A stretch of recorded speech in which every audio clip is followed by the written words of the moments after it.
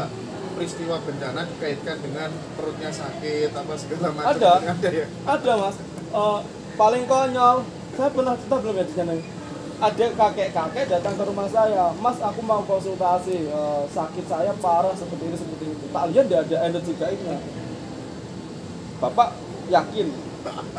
Iya, karena aku sudah ke orang pintar, sudah beli minyak, beli pembersihan dan sebagainya, tapi kok tetap seperti ini. Pak, Bapak tidak ada aura magicnya. Setelah dicek, Bapak ke rumah sakit cek gula ya. Aku tidak pernah ke rumah sakit cek, ternyata gulanya tinggi. Ya Allah, seperti itu loh. Jadi jangan selalu menyalahkan gaib. Bisa jadi yang salah diri kita sendiri. oke.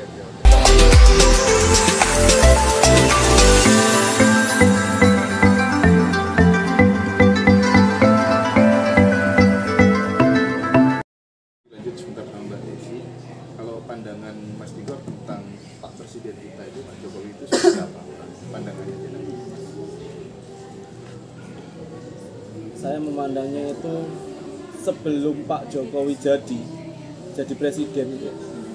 Aku nggak tahu kenapa, aku juga nggak pernah bertemu dan seperti apa. Aku mimpi lihat Pak Jokowi ini kayak di bangunan putih semua, tapi sama bawa sepeda hordok sepeda gede tuh, sepeda kuno zaman dulu. Ternyata di pemilihan Pak Jokowi jadi.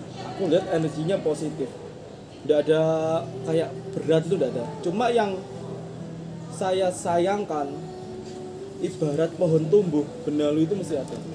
Pak Jokowi sudah bener-bener gitu ya, melakukan untuk rakyat sebagainya, tapi kan tidak ngerti toh orang di sekitarnya ini seperti apa.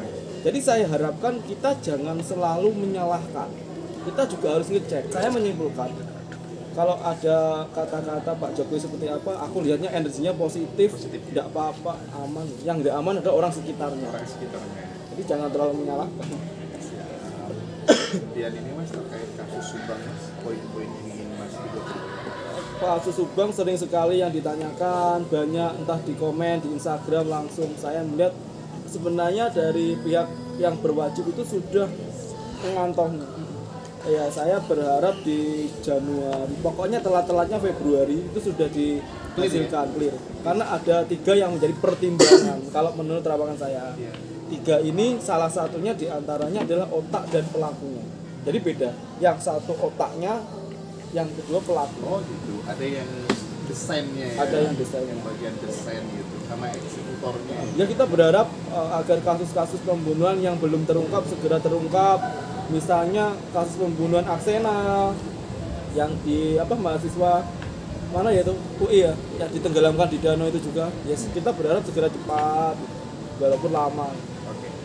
Saya melihat akar masalah bangsa ini sebenarnya kalau setiap orang peduli dan memberi, senang berbagi kepada sekeliling itu masalah selesai kayaknya. Bagaimana Mas Tigor ingin memberikan sebuah stimulus kepada banyak orang supaya hidupnya selalu banyak memberi? Ya, monggo Mas. Bagaimana kita harus memberi seseorang, bagaimana kita mempunyai keinginan kita untuk memberi. Satu, kita harus mempunyai sikap puas kepada diri kita sendiri. Orang yang tidak pernah memberi, orang yang punya serakah, orang yang punya rasa kurang puas, itu berarti mereka tidak puas dengan keadaannya dirinya sendiri. Sejatinya manusia ini mesti mempunyai rasa kurang. Udah, itu aja pesan saya.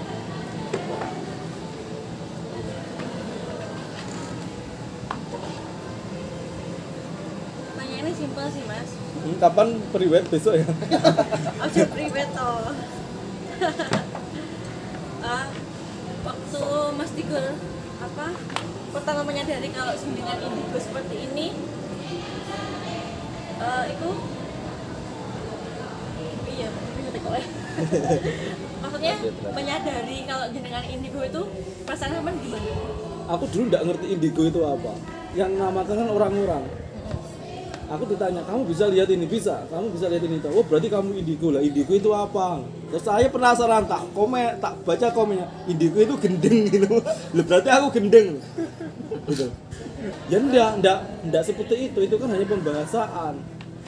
Saya mau di sana disebutkan apa ya, ini terserah mereka menyebutkan apa. Yang penting ini yang saya alami, ini yang saya lakukan, ini yang saya rasakan. Ada yang mengatakan indigo itu penyakit. Ada yang mengatakan harus diruqyah. Saya ruqyah udah enggak dihitung. pernah ada kejadian aku diantar ruqyah, saya, bapak saya, teman saya. Bayangan saya kan takut nanti kalau diruqyah mesti aku kesurupan ngono-ngono kayak. Ternyata di situ aku main ngrungokne lah sing geblak malah sing ruqyah aku. Lah aku ya bingung loh. Lah kan kalau di TV-TV kan kalau di ruqyah aku yang kojel lah. Ini yang meruqyah saya kojel lah. Aku jadi malah bingung. Terus ada yang komen, ayo Mas ikut di ruqyah dan bisa. Ya wes monggo kersa arep panut di ruqyah tak dudu alamatku. Nah itu sebabnya apa Mas Tigor kok? Aku enggak pernah ngilmu, aku enggak pernah cari-cari, aku yang ruqyah kok enggak ngerti. Bisa sampai karena saya juga enggak ngerti. Gitu loh. Saya juga enggak paham. Karena aku seperti ini aku juga enggak cari, datang dengan sendirinya. Kita juga enggak ngelakuin enggak ada komentar dari sang pengruqyah. Nah, ini aku akhirnya pulang. Terus jarak 1 minggu 2 minggu SMS tahu orangnya. Waktu itu belum ada gini-gini WA belum ada SMS. Jadwalnya lagi kapan ruqyahnya? Anu sudah, bosan sakit. Gak iso Enggak katanya gimana? Tidak aja. Macem-macem. Saya ke orang pinter juga sudah tahu. Katanya diikutin, demit lah katanya ini lah. Ya sudah itu kan katanya. Apapun yang terjadi pada kita saat ini tergantung apa yang kita lakukan gitu aja. Kalau kita dikatakan diikutin demit, kalau kita dikatakan diikutin jin, tapi kalau sikap kita ngalahin jin ya percuma. Berarti kita tidak bisa mengendalikan apa yang terjadi di dalam lingkungan sekitar kita gitu. Terus pernah nggak ketemu hantu yang lucu gitu? Pernah. Casper. Lucu, dia namanya Maria Jenny Sinawang. Dia lucu, saya ketemu ini gara-gara aku syuting sama salah satu channel di salah satu pabrik kota Kediri, pabrik besar. Dia lucu, dia jahil, konyol ya. Kayaknya gimana?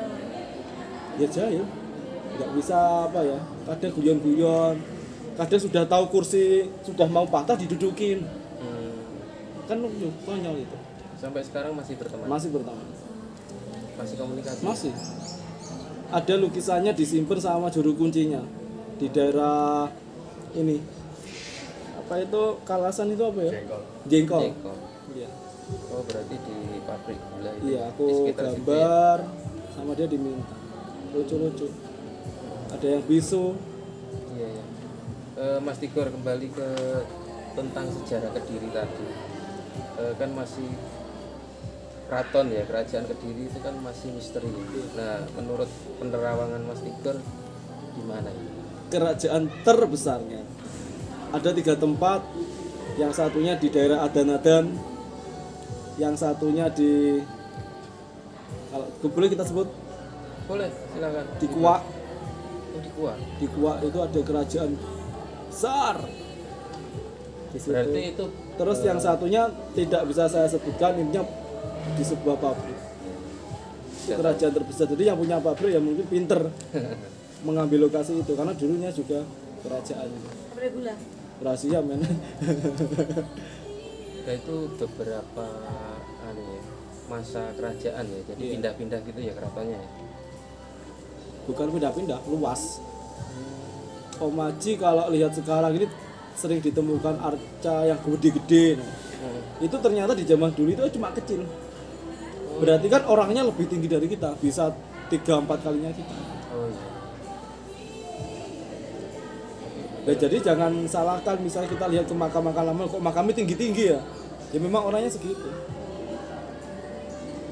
Kalau menurut Mas Tigor, di belakang kita itu kan Gunung Klotok ya. Loh, iki klotok ya. Iya. Nah, itu menurut Mas Tigor dulunya apa Mas Tigor? Yang tahun berapa? Ya zaman kerajaan lah. Kalau di sini itu aku ngerekamnya ada kejadiannya banyak di zaman penjajahan di atas bukit itu dipakai buat mengintai apa ya namanya penjajah. Itu zaman penjajahan. Zaman penjajahan. Terus ada lagi di atas itu namanya Mas Kumambang. Mas Kumambang itu tempatnya Maling Gentiri. Boncolono, Ki Boncolono itu adalah satu kesatria. Lah kok disebut kesatria? Beliau ini mencuri. Sampai kenapa kok dinamakan Maling Gentiri? Karena mencuri, tapi hasil curiannya ini tidak untuk dirinya sendiri. Maling Dibagikan untuk masyarakat yang ada yang kekurangan, dia mencurinya dari orang-orang yang pada saat itu dicolong tapi didomineh. Nah kalau orang zaman sekarang mencuri untuk perutnya sendiri. Iya, iya. Terus mungkin ini pertanyaan terakhir dan juga saya pernah sharing sama Mas Tigor juga pernah ngomong sama saya, banyak orang yang konsultasi ke jenengan itu karena masalah terlilit hutang. Iya. Terus gimana supaya mungkin pejangan jenengan supaya orang tidak gampang terlilit hutang? Satu, menungso kudu duwe rasa puas. Itu aja. Sabar. Seandainya kita gini, ada orang, aku pengen mobil tapi keadaannya kita tidak mampu. Ketika dia tidak puas dengan sendirinya, dia tidak sabar, akhirnya nekat ngutang tanpa mengetahui kita bisa nggak bayar itu. Berarti kan kita tidak puas. Yang saya pesankan, siapapun belajarlah dari hal terkecil untuk bersyukur. Bisanya seperti ini ya seperti ini. Masih menerima yang konsultasi tentang hutang nggak? Oh, gak usah wis, lah aku ngene kok. Sama nggak mau sekalian Mas? Gini kok, saya berpesan ya buat yang konsultasi ya sabar. Otaknya satu, kita pasiennya banyak. Pasiennya bayangkan tentang kadang belum ada orang yang tanya, Mas ini ada korban pembunuhan yang bunuh siapa, terus belum ada lagi yang sakitnya macam-macam, masalah asmara, terus masalah warisan itu banyak sekali. Dan kalau kita mikir dalam satu hari 10 kasus, pusing saya. Itu kan nggak bisa diwakilkan juga. Nggak Mas. bisa. Kadang orang ini tidak sabar, gimana tidak dibalas? Saya tidak balas itu bukan saya diam, tapi saya mempelajari kasusnya seperti apa. Yang salah jenengan, apa yang salah pihak yang lain. Saya pernah begini, Mas Iko saya mau konsultasi, masalah apa? Masalah asmara. Saya telepon orangnya, Mas pasangan ini gimana? Nah, kalau Mas Iko indigo bener ya Mas Iko bisa jawab, Mbak, gitu. Dia pertanyaan sudah tidak sopan. Ini istri, ini suami siapa? Gitu. Suami orang, berarti Mbak pelakor. Kalau saya disuruh ngerusak rumah tangga orang, saya tidak mau. Malah orangnya tak maki-maki. Jadi seberapapun mereka bisa membayar saya, tapi tidak bisa menghargai apa hal yang salah, saya tidak mau. Artinya kan Mas Tigor tetap selektif, Iya. mana yang perlu direspon. Dan Iya. terkadang kan memang ada yang nggak perlu direspon, Mas. Iya. Orang yang Misalnya kayak kadang halusinasi, dia bilang, gitu kan. aku ini keturunannya raja bla bla bla. Pernah sampai yang aku cerita itu. Aku keturunan raja sampai tak sekang. Wes lek awakmu keturunannya raja, kalau kamu keturunannya raja, sekarang masyarakat Indonesia butuh bantuan, setidaknya ayo ndang kamu turun tangan membantu apa? Kalau kayak gini ada nggak peristiwa bencana dikaitkan dengan perutnya sakit apa segala macam? Ada. ya. Ada Mas. Paling konyol, saya pernah cerita belum ya di sana. Ada kakek-kakek datang ke rumah saya, Mas aku mau konsultasi, sakit saya parah seperti ini seperti itu. Tak lihat tidak ada energi gaibnya. Bapak yakin? Iya, karena aku sudah ke orang pintar, sudah beli minyak, beli pembersihan dan sebagainya, tapi kok tetap seperti ini, Pak. Bapak tidak ada aura magicnya. Setelah dicek, Bapak ke rumah sakit cek gula ya. Aku tidak pernah ke rumah sakit cek, ternyata gulanya tinggi. Ya Allah, seperti itu loh. Jadi jangan selalu menyalahkan gaib. Bisa jadi yang salah diri kita sendiri. oke. Tuh. Cukup Mas Adi? Oh iya, Masih ada? yang lupa Mas Tigor. Dengar-dengar jenengan selain indigo juga ahli tarot juga ya.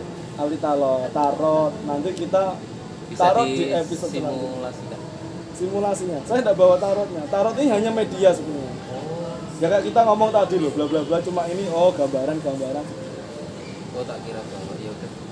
Ya sementara gitu. Dadah. Mohon maaf jika ada saya salah kata. Pandangan buruk saya berharap tidak terjadi. Amin. Dan untuk kita lebih waspada, semoga semuanya sehat-sehat, dilancarkan rezekinya dan dipermudahkan segala urusannya dimanapun saudara-saudara berada. Amin. Itu juga Mas Tigor. Nah. Kesehatan. Amin. Terima kasih Mas Tigor. Cium jauh Mas Tigor.